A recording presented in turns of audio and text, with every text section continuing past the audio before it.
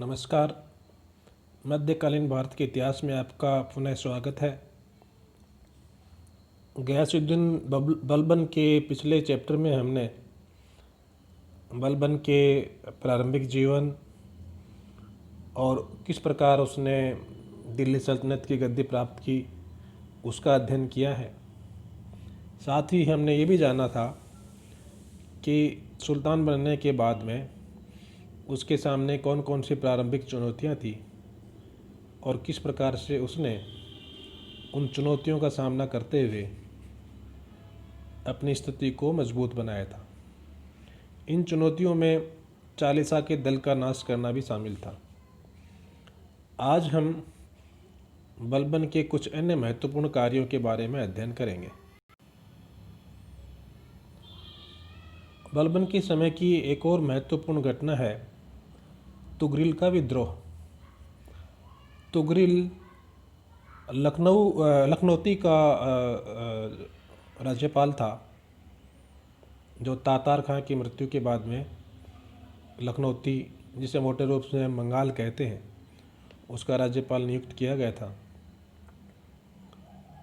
और इसने 1279 ईस्वी में बलबन की सत्ता के विरुद्ध विद्रोह कर दिया।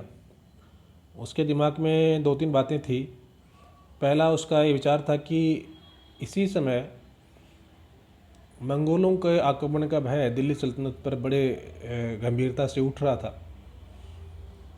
और इसके साथ ही सुल्तान बलबन की आयु भी वृद्ध अवस्था तक पहुंच गई थी। इसलिए उसने सोचा कि उचित अवसर है कि वह विद्रोह करके स्वतंत्र शासक बन जाए और उसने इसी विचार को कार्यान्वित करते हुए 1279 ईस्वी में विद्रोह कर दिया और मुगीसुद्दीन के नाम से सुल्तान बन गया। जब बलबन को ये समाचार प्राप्त हुआ तो उसने अवध के सूबेदार आमीन खां को एक बड़ी सेना देकर भेजा, परंतु तुगरिल ने घाघरा के पास इस अवध के सूबेदार को परास्त करके वापस लौटा दिया। इससे बलबन इतना ज़्यादा क्रोधित हुआ कि उसने अवध के गेट के ऊपर इस सूबेदार को फांसी पर लटका दिया और उसके बाद में दो अलग अलग सेनाएं, एक का नेतृत्व तिरमती ने किया और दूसरे का शहाबुद्दीन ने। ये दो अलग अलग सेनाएं तुगरिल का सामना करने के लिए भेजी, परंतु तुगरिल ने इन दोनों को भी परास्त कर दिया।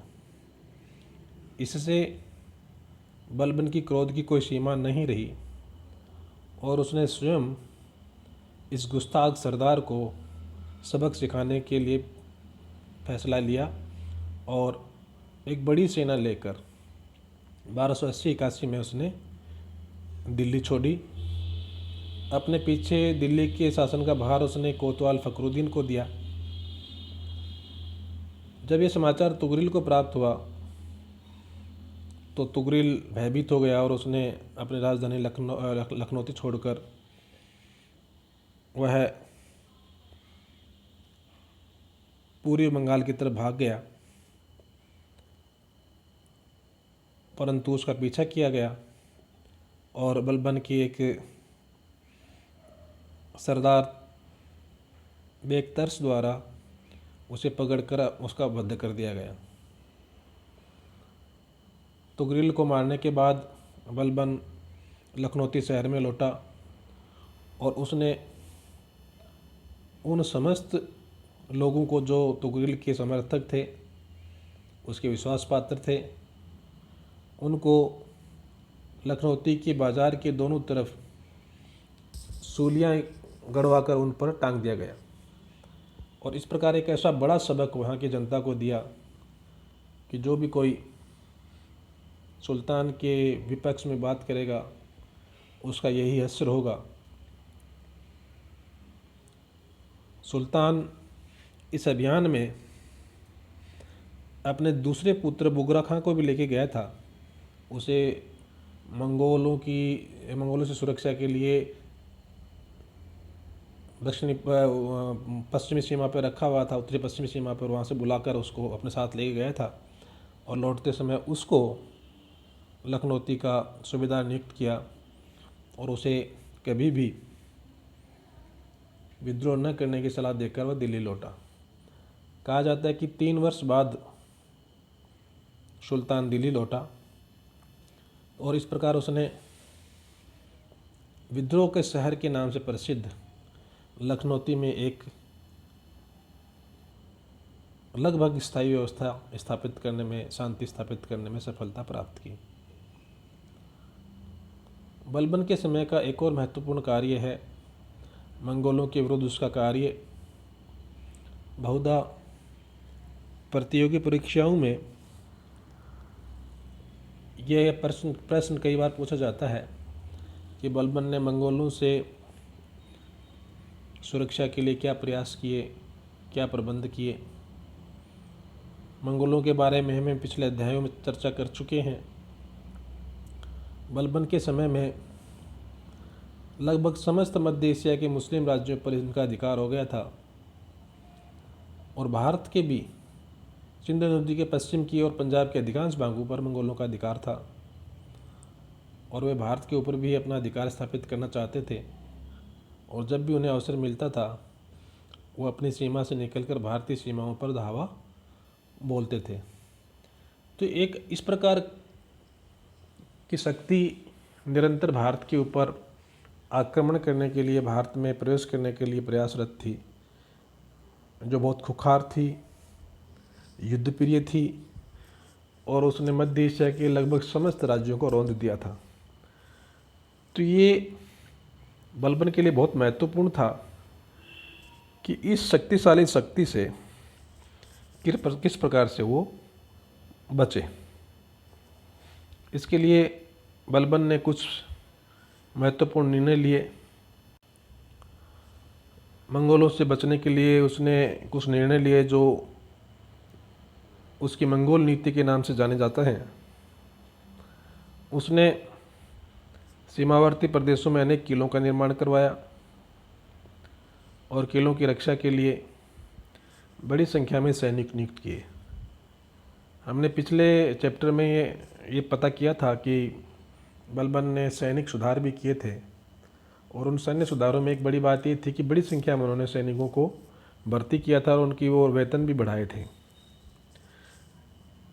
तो सैनिकों की संख्या बढ़ाने के पीछे मंगोलों से बचने का एक निर्णय भी था। बलबन ने बहुत ही समझदार और बहादुर योद्धाओं को सीमांत प्रदेशों में नियुक्त किया। उदाहरण के लिए उसने अपने चचेरे भाई शेर खां को सीमांत प्रदेश का सूबेदार नियुक्त किया और जब उसने स्वयं ने ही शेर खां को अपना प्रतिद्वंदी समझकर जहर देकर मरवा डाला, उसके बाद सीमांत प्रदेशों को उसने 2 भागों में विभक्त कर दिया 1270 ईस्वी में। एक भाग के अंतर्गत लाहौर और उच्च के प्रदेश रखे गए और इनका प्रभार अपने बड़े पुत्र मुहम्मद खां को दे दिया। दूसरे भाग में सुनम और शमाना के प्रदेश रखे गए और ये अपने दूसरे पुत्र बुगरा खां के नेतृत्व में इनको दिया गया। बुगरा खां ने जब तक लखनौती के ऊपर अभियान नहीं किया बलबन ने, तब तक वह इन प्रदेशों पर अपना दायित्व निभाता रहा। 1281 ईस्वी में इन दोनों प्रदेशों का प्रभार, चूँकि बुगरा खां चला गया था लखनौती, इसलिए मोहम्मद खां को सौंप दिया गया। बलबन ने इतना ही नहीं किया, उसने सीमांत प्रदेशों पर तो किले बनवाए, अनेक सैनिकों की नियुक्ति भी की। साथ ही उन सीमांत प्रदेशों के सरदारों को आवश्यकता पड़ने पर सैन्य सहायता उपलब्ध करवाई जा सके, इसके लिए उसने दिल्ली में 30,000 सैनिकों को रिजर्व के रूप में रखा, जो केवल और केवल मंगोलों के विरुद्ध सहायता देने के काम आते थे। इस बलबन की इस समझदार भरी नीति के परिणाम स्वरूप मंगोल बार बार परास्त होकर लौटते गए। 1285 ईस्वी में तैमूर खां के भयंकर आक्रमण में भी हालांकि बलबन का पुत्र मोहम्मद खां मारा गया, परंतु फिर भी मंगोल इतने भयंकर आक्रमण के बावजूद भी दिल्ली सल्तनत के किसी भी भाग पर अधिकार नहीं कर सके और इस प्रकार बलबन की यह मंगोल नीति बहुत ज़्यादा सफल सिद्ध हुई। बलबन का एक और जो टॉपिक जिसके ऊपर बहुधा प्रश्न किए जाते हैं वह है बलबन का राजत्व का सिद्धांत। हमने पिछले चैप्टर में ये देखा है कि बलबन ने किस प्रकार से सुल्तान की प्रतिष्ठा स्थापित करने के प्रयास किए और उन्हीं प्रयासों के सिलसिले में उसने कुछ ऐसे सिद्धांतों को अपनाया जो उसके राजत्व के सिद्धांत के नाम से जाने जाते हैं। एक मोटी बात यहाँ समझ लेना चाहिए कि बलबन के राजत्व का सिद्धांत जो था ये फ़ारस के राजत्व के सिद्धांत से प्रेरित था। अर्थात फ़ारस यानी जिसे हम आज के लिए ईरान कहते हैं, इसके राजत्व से प्रेरित होकर बलबन ने उसमें अपने हिसाब से परिवर्तन करते हुए अपना राजत्व का सिद्धांत निश्चित किया। बलबन के राजत्व के सिद्धांत को समझने के बाद हम कह सकते हैं कि मोटे रूप में और संक्षिप्त रूप से बलबन के राजत्व के मूल सिद्धांतों में राजा की सर्वोच्चता, वंश की कुलीनता, दिखावटी मान मर्यादा और वैभव तथा प्रतिष्ठा का प्रदर्शन, भय व आतंक का राज्य की स्थापना और न्याय, ये बलबन के राजत्व के मुख्य सिद्धांत थे। अब हम इन पे थोड़ा थोड़ा संक्षेप में चर्चा करने की कोशिश करते हैं। राजा की सर्वोच्चता के बारे में बलबन के क्या विचार थे? राजा की सर्वोच्चता को बलबन के शासक बनने से पहले जो 36 वर्षों के इल्तुतमिश के उत्तराधिकारियों का शासनकाल है उसको हमेशा ही निगाह में रखना चाहिए कि किस प्रकार इन 36 वर्षों में अमीरों की हाथ की कठपुतलियां बने सुल्तान। जब चाहा अमीरों ने सुल्तान बनाए, जब चाहा अमीरों ने सुल्तानों को गद्दी से हटाया, जब चाहा उन्हें जीवित रखा, जब चाहा उन्हें निर्दयतापूर्वक मार डाला गया। तो बलबन के सामने एक बड़ी समस्या थी कि इस राजपद की सर्वोच्चता को कैसे स्थापित किया जाए। इसलिए बलबन ने अन्य लोगों से राजा को अलग दिखाने का प्रयास किया। उसका मानना था कि राजा धरती पर ईश्वर का प्रतिनिधि है, अर्थात अमीरों या सरदारों के आशीर्वाद या सहयोग से राजा नहीं बनता है। राजा वह बनता है जिसके ऊपर ईश्वर की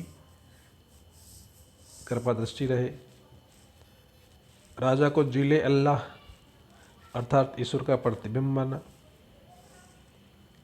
पृथ्वी पर चूँकि ईश्वर उतर कर नहीं आ सकते, इसलिए वह अपनी छाया के रूप में राजा को भेजता है।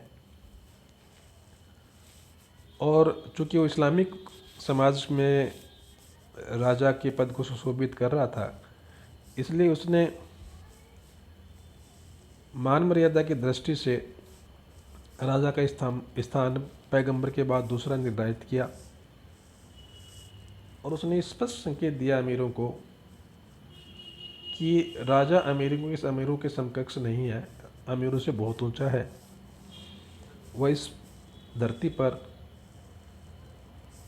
ईश्वर का प्रतिनिधि है और पैगंबर के बाद दूसरा नंबर उसका आता है। अर्थात राजा ईश्वरीय इच्छा का परिणाम है। उसकी नियुक्ति में अभिजात वर्ग, अमीरों या सरदारों का कोई रोल नहीं है, कोई भूमिका नहीं है। ये स्पष्ट रूप से उसने अपने सभी अमीरों के सामने रख दी। चूँकि शासक बनने से पहले बलबन स्वयं एक अमीर था और चालीसा का सदस्य था,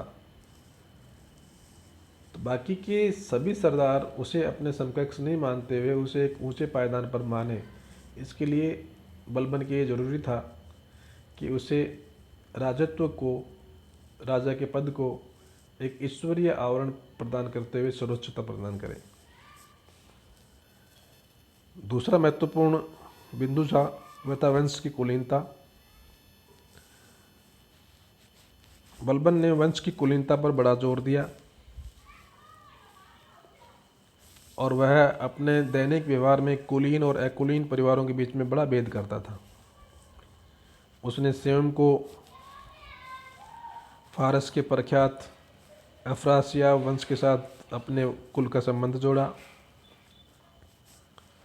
और उसने ये जानने के लिए कि उसके कौन से कर्मचारी कुलीन वंश के हैं, कौन से अकुलीन वंश के हैं, अनेक वंशावली विशेषज्ञ एकत्रित किए और उन वंशावली विशेषज्ञों के द्वारा उन अधिकारियों की, कर्मचारियों की छानबीन की गई और कहा जाता है 30 ऐसे अधिकारी जो उच्च कुल के नहीं निकले उस छानबीन में, उन्हें उसके पद से हटा दिया। तो बलबन की राजत्व के सिद्धांत का एक बड़ा बिंदु ये भी था कि वह आम आदमी में कुलीन वर्ग के साथ बड़ा भेद रखता था और इसी कारण उसने कुलीनों के स्तर पर आम आदमियों के साथ बड़ा भेदभाव किया। एक और बिंदु जो बलबन के राजत्व का सिद्धांत का था, महत्वपूर्ण बिंदु था, वो था दिखावटी मान मर्यादा एवं वैभव एवं प्रतिष्ठा पर जोर देना। बलबन ने दिखावटी मान मर्यादा, वैभव एवं प्रतिष्ठा पर बहुत जोर दिया। उसने दरबार अत्यंत वैभवशाली रूप से सजाया। अपने व्यक्तित्व को प्रभावशाली दिखाने के लिए उसने अपनी दिनचर्या और आदतों में परिवर्तन किया। सामाजिक सभाओं में होने वाले नृत्य, संगीत और मद्यपान पर पूर्ण प्रतिबंध लगा दिया। वह कभी भी सार्वजनिक स्थलों पर जाता नहीं था और दरबार में भी वह कभी भी सार्वजनिक रूप से अपनी खुशी जाहिर नहीं करता था। दरबार में नृत्य और गान तो होने का कोई सवाल ही नहीं था। उसने दरबार में भी कुछ फारसी परंपराएं जैसे सिजदा और पायबोस लागू की। सिजदा एक प्रकार की ऐसी परंपरा थी जिसमें दरबार में घुसते ही व्यक्ति सुल्तान को सलाम करते हुए आता था, झुककर सलाम करता था। और पायबोस एक ऐसी परंपरा थी जिसमें दरबार के हर व्यक्ति को सुल्तान के चरण चूमने पड़ते थे। ऐसी व्यवस्था उसने की। वह सदैव शाही पोशाक में रहता था। वह यदि महल के अंदर भी अपने सेवकों के साथ होता था तो भी वह शाही पोशाक में होता था। उसका ऐसा करने का मुख्य उद्देश्य ये था कि वह राजा और आम आदमी के मध्य एक दूरी और एक गैप दिखाना चाहता था और ये बात स्वाभाविक भी है।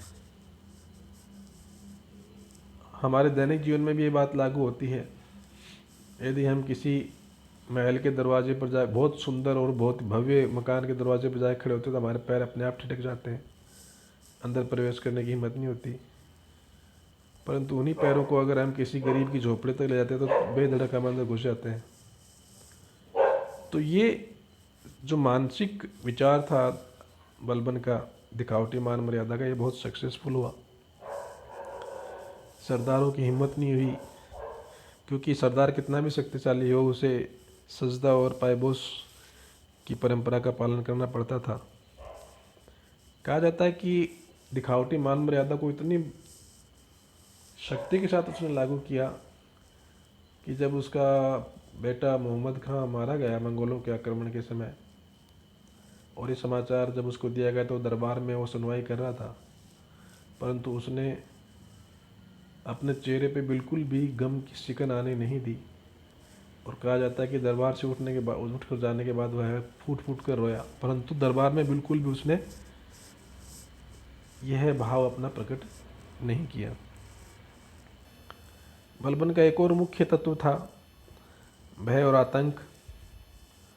बलबन ये मानता था कि बिना भय और आतंक के राजा के पद की प्रतिष्ठा स्थापित नहीं की जा सकती। इसी के द्वारा, यानी भय और आतंक के द्वारा ही प्रजा में उसकी राजा की प्रतिष्ठा और सरदारों में उसका प्रभुत्व बना रह सकता है। और इसके लिए उसने ऐसे प्रयत्न किए जिससे दरबार में भय का वातावरण पैदा हो जाए। उसके जो अंगरक्षक होते थे वो बड़े बलिष्ठ होते थे और वह हमेशा चमकदार नंगी तलवारें लिए रहते थे, जिससे आम आदमी राजा की तरफ, सुल्तान की तरफ आंख उठाकर भी देखने की हिम्मत नहीं कर सकता था। तो इससे भी उसने अपने राजपद की प्रतिष्ठा की स्थापना की। एक और जो महत्वपूर्ण बिंदु था बलबन के राजत्व के सिद्धांत का, वो ये था कि उसने जनता को न्याय देने के ऊपर बहुत जोर दिया। उसका मानना था कि यदि राजा को ईश्वर का प्रतिनिधि धरती पर माना जाए तो इसका मतलब है कि राजा के लिए इस धरती पर सभी समान हैं। और बलबन ने इसी चीज़ का अनुसरण किया। उसने माना कि न्याय के समक्ष सभी समान हैं, और यही कारण है कि उसने बड़े बड़े अधिकारियों को भी कड़ा दंड दिया।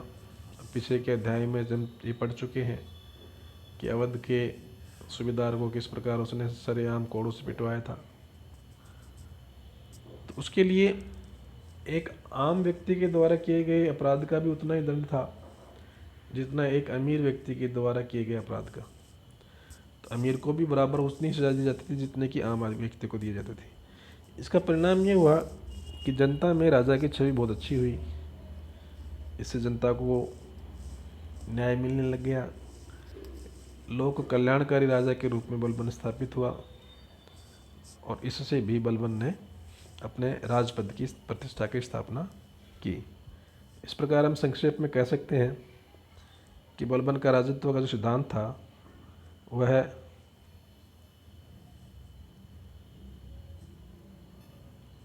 राजा की सर्वोच्चता,